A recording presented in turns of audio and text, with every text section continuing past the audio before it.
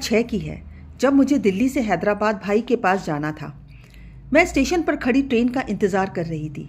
मेरे बगल में एक सज्जन खड़े थे जो घड़ी घड़ी अपना मोबाइल निकालते, खोलते, कुछ स्क्रीन पर हाथ चलाते और वापस जेब में रख देते।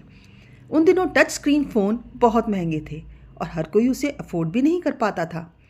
क्योंकि फ़ोन सुंदर दिख रहा था तो मेरा ध्यान भी बार बार उधर ही जा रहा था। सोच रही थी कितना महंगा फ़ोन खरीदा है इन्होंने।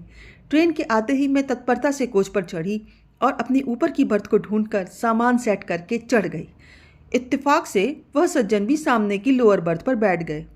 उन्होंने तुरंत अपना नया फ़ोन साइड टेबल पर रख दिया। मैं ऊपर से फ़ोन को लगातार देख रही थी। बड़ा सुंदर लग रहा था। मेरी नज़र बार बार वहीं जा रही थी। अचानक मैंने देखा वह अक्सर खड़े होकर इधर उधर घूमते और उनका मोबाइल टेबल पर ही रखा रहता। ट्रेन थोड़ी थोड़ी देर में चाय, बिस्किट, न्यूज़पेपर बेचने वाले आ रहे थे। अब उन सज्जन ने के सीट पर ना रहने पर मैं चिंता से उनके फ़ोन का ध्यान रख रही थी।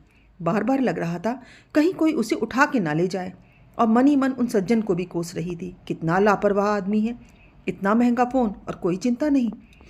सुबह 10:30 बजे चली थी ट्रेन दिल्ली से और अब शाम हो चुकी थी। मैं उनके फ़ोन की चौकीदारी करके परेशान हो चुकी थी। वह सज्जन तो सीट पर टिक कर बैठते ही नहीं थे। थोड़ा बैठते, फ़ोन चलाते और फिर फ़ोन वहीं छोड़कर उठ जाते।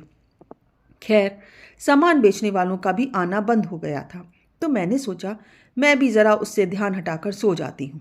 ज़रा से ही देर में फिर आँख खुली तो झांक कर देखा, ना फ़ोन था ना ही सज्जन थे। सोचा ले गए होंगे अपने साथ। चलो अक्ल तो आई, अपनी कीमती सामान का ध्यान कैसे रखना चाहिए।